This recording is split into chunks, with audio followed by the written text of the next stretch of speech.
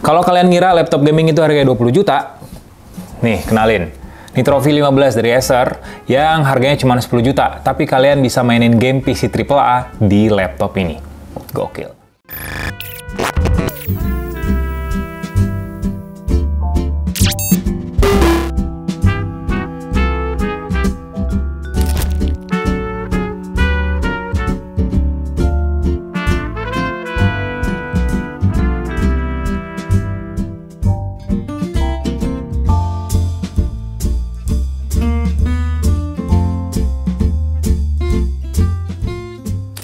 Ya, adu perangkat murah, adu gadget murah nggak cuma terjadi di smartphone aja, tapi juga di segmen laptop gaming.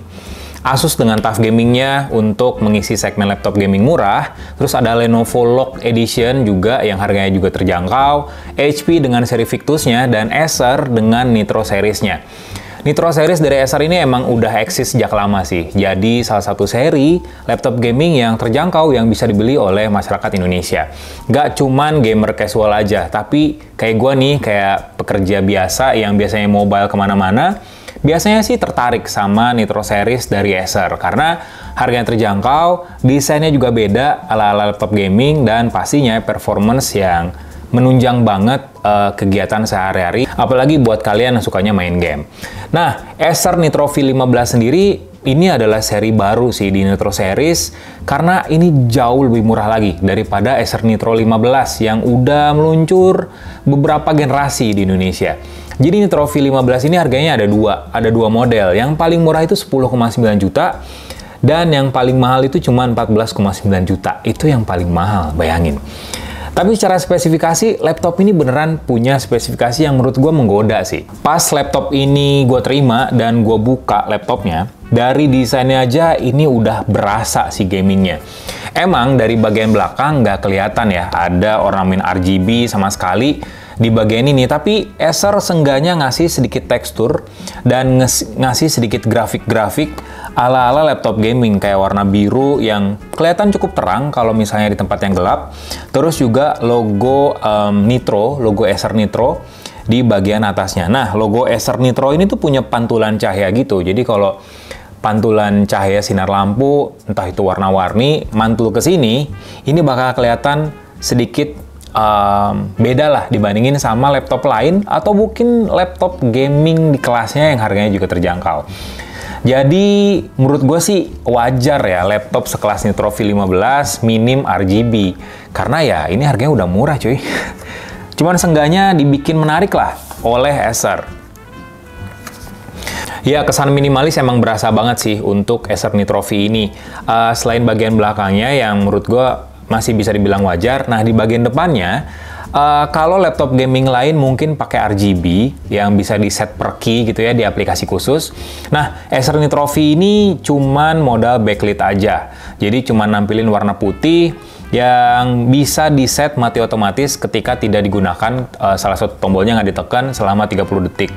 Jadi ya buat ngehemat baterai aja sih dari laptop ini. Cuman ya untuk sebuah laptop gaming yang sebenarnya mentingin spek, ya nggak penting-penting juga sih sebenarnya RGB ya. Gua sendiri sih pakai RGB ya, cuman biar laptopnya kelihatan rame aja. Toh buat experience game sebenarnya gimana feedback dari keyboard itu sendiri. Nah, feedback dari keyboard Acer Nitro V ini cukup empuk, dengan tekstur di tombolnya yang menurut gue lumayan halus. Buat dipakai kerja juga cocok, nyaman, karena gue selama semingguan ini ngetik kerja, bikin review juga pakai laptop ini. Minim typo, karena jarak antar keycaps-nya juga udah pas, nggak terlalu dekat, nggak terlalu jauh juga. Buat main game GTA 5 misalnya, ya lumayan enak sih, karena feedback keyboard yang gue dapetin itu cukup empuk. Jadi ya lumayan enak. Cuman yang minusnya, dan ini subjektif sebenarnya, minusnya emang di bagian RGB. Kalau buat gue sih no problem ya, tapi kalau buat gamers lain mungkin bisa jadi masalah, karena bisa aja kehadiran RGB ya bikin laptop ini terasa beda daripada laptop-laptop mainstream lainnya. Tapi secara desain, menurut gue ini udah desain, udah form factor, dan udah build quality yang adil banget buat sebuah laptop gaming yang harganya cuma 10 juta. Di bagian layar, satu yang menarik dari Acer Nitro V ini, Memang sih layarnya IPS level dan ukurannya 15,6 inci, resolusinya udah Full HD, tapi refresh rate-nya udah 144 Hz. Saking refresh rate nih kayak berasa mahal gitu ya, stiker 144 Hz-nya ditampilin di bagian bawah layar gitu. Jadi ya memang ini jadi salah satu fitur sih keunggulan dari Acer Nitro V15. Aspek rasionya sendiri 16:9, jadi ya agak lebar dan agak sedikit memanjang juga. Jadi secara experience gaming lumayan pas lah secara visualisasinya. Kualitasnya juga menurut gua secara warna, secara detail itu lumayan bagus sih. Meskipun ya emang nggak semewah Acer Predator series gitu ya, layarnya meskipun sama-sama IPS, ataupun laptop Asus ROG yang juga pakai panel IPS, memang agak kurang sih soal kedalaman warnanya. Kalau misalnya kita main game yang kebanyakan ada gelapnya, scenes gelapnya, itu memang cukup nggak kelihatan pas kita mainin di laptop ini, meskipun intensitas cahayanya udah dinaikin sampai full. Ya, emang ada plus minus sih dari laptop gaming yang harganya emang terjangkau. Tadi gue di awal bilang, kalau laptop ini bisa mainin game AAA, game PC dengan kualitas grafik yang tinggi. Ya, emang sih secara spesifikasi ada dua model, ada dua jenis yang dikasih oleh Acer. Yang pertama itu Intel i5 generasi ketiga, tepatnya Intel i5 13420H, jadi H series. Nah, dipasangin sama kartu grafik yang beda nih. Nah, kalau yang 10 juta itu pakai Nvidia GeForce RTX 2050. Nah, kalau yang 14,9 juta itu pakai Nvidia GeForce RTX 4050. Nah, unit yang gua review sekarang, yang gua lagi pegang sekarang itu pakai Nvidia RTX 2050, 4GB GDDR6, terus juga dipaduin sama RAM 8GB, ini DDR5, dan juga memori penyimpanan PCI NVMe SSD generasi keempat 512GB. Gue sendiri udah nguji beberapa tes di laptop ini, tapi kebanyakan pakai aplikasi 3D Mark. Ada dua simulasi sebenarnya yang gue coba, TimeSpy dan Firestrike. Ada stress test dan juga benchmark biasa. Nah, untuk TimeSpy stress testnya, rata-rata frame rate yang diraih oleh laptop ini ada di rentang 22 sampai ke 36 fps. Dengan stabilitas yang sangat tinggi menurut gue 99,6%. Jadi ada 20 kali pengujian yang dilakuin oleh stress test ini. Dan di semua pengujiannya, Acer Nitro V15 ini mencapai frame rate yang lumayan tinggi sih, di atas 27 fps. Dengan mentok titik tertingginya itu di 38 fps. Jadi ya lumayan tinggi sih untuk sebuah laptop gaming harga 10 juta yang dites di TimeSpy stress test. Ini tes yang lumayan berat sih untuk sebuah laptop ya. Nah, stress test lainnya gue pakai Firestrike, sama stabilitasnya itu 99,6%. Jadi laptop ini tuh performanya andal dan juga stabil juga, nggak ngalamin drop frame rate sama sekali. Dengan rata-rata frame rate yang diraih selama pengujian itu di atas 50 fps, 53 sampai 56 fps. Jadi udah cakep banget sih secara kinerja yang dikasih oleh Nitro V15 ini. Nah, untuk pengujian yang biasanya gue pakai TimeSpy biasa sih, dan di sini juga diliatin perkiraan apakah laptop ini kuat atau enggak buat mainin game, beberapa game AAA, misalnya kayak Battlefield 5, Red Redemption 2, GTA 5 dan sebagainya. Di TimeSpy skornya itu 4.478 poin, dan di sini kalau kita mainin Battlefield 5 di Nitro V15, performance-nya itu bisa mencapai 95 fps ke atas, asalkan resolusinya itu 1080p gamenya. Sementara untuk game kayak Red Dead Redemption 2, itu kan gamenya berat banget tuh. Di 1080p, Nitro V15 bisa nyetel game tersebut di atas 50 fps. Jadi lumayan lancar sebenarnya. Nggak selancar 60 fps memang, tapi seenggaknya udah di atas 30 fps. Gua sendiri udah benchmark pakai GTA 5, kan ada benchmarkingnya tuh di gamenya, bisa ditampilin di 65 fps rata-rata. Gua sendiri mainin lancar jaya sih di laptop Nitro V15 ini buat mainin storyline game offline di GTA 5. Yang terakhir pakai simulasi Firestrike.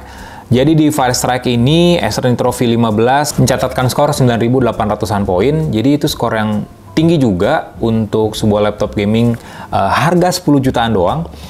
Frame rate tertingginya itu berada di 78,9 fps, sementara titik terendahnya ada di 16 fps. Memang sih, pas diuji pakai Firestrike ini, performance GPU-nya emang agak naik turun, karena satu sih alasannya mungkin ya, karena gua melakukan beberapa pengujiannya itu secara simultan, jadi habis stress test di TimeSpy dan Firestrike, langsung ajar lagi di Firestrike.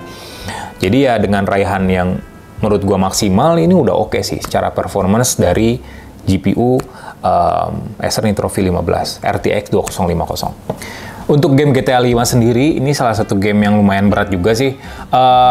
Acer Nitro V15 bisa di-set di refresh rate 144 Hz dengan rata-rata kualitas grafiknya itu di very high. Laptop 10 juta, mainin game AAA di very high, bayangin. Dan lancar banget dengan rata-rata 65 fps berdasarkan benchmark di GTA 5. Jadi sebenarnya performance yang meyakinkan dari Acer Nitro V15 ini selain memang speknya yang udah lumayan mumpuni sih, tapi juga berkat aplikasi Nitro Sense. Jadi Nitro Sense ini ibaratnya kayak Predator Sense di Acer Predator series atau kayak Armoury Crate di Asus ROG series. Nah, emang sih secara fitur nggak selengkap Predator Sense, yang menurut gue lengkap banget sih, mulai dari style RGB, terus juga overclock, mode custom buat nge-tweak performance dari laptop secara manual, ada beberapa fitur lah ya. Nah di sini sebenarnya agak minimalis fiturnya, selain memang ada info kayak GPU-nya berapa persen udah kepake, CPU-nya kayak gimana, suhu dari GPU, CPU, dan juga by system berapa suhunya, frekuensi CPU ataupun GPU yang lagi berjalan.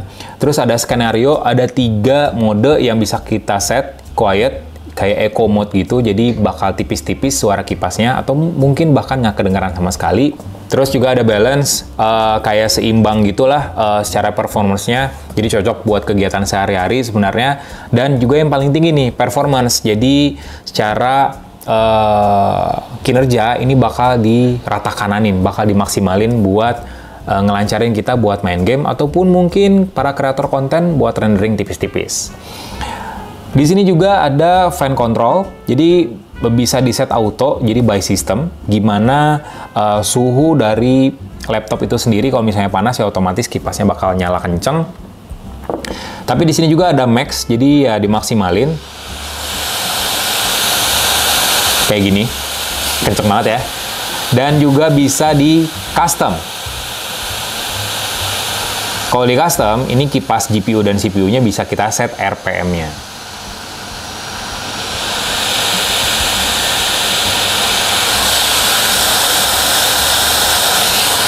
Berisik banget ya. Jadi kita set auto aja. Secara fitur sih emang terbatas banget sih untuk Nitro Sense ini. Jadi nggak ada yang signifikan secara fitur di laptop ini. Ya memang sih ada yang dikurangin, ada yang dilebihin juga ya buat neken harga juga kan. Kalau misalnya pengen yang lengkap ya beli Predator series aja yang harganya bakal di atas 20 jutaan. Tapi di sini ada fitur menarik sih menurut gue, yaitu Acer True Harmony. Jadi fitur ini tuh bakal memaksimalkan internal speaker dari laptop ataupun jack audio 3,5 mili biar sesuai dengan aktivitas kita. Misalnya kita nonton film atau dengerin musik atau mungkin meeting online. Jadi ada nih modenya, ada movie, ada musik, ada voice, atau bahkan otomatik. Atau juga pas kita lagi main game shooter kayak Call of Duty Mobile misalnya, atau main game RPG, atau main game strategi kayak Dota. Jadi audionya bakal disesuaikan dengan game yang kita set. Bisa diotomatis, jadi by system secara pintar bakal milihin preset audio yang sesuai, atau ya kita set sendiri. Karena GTA itu bentuknya shooter, ya udahlah kita set di shooter, nanti kita coba untuk audionya.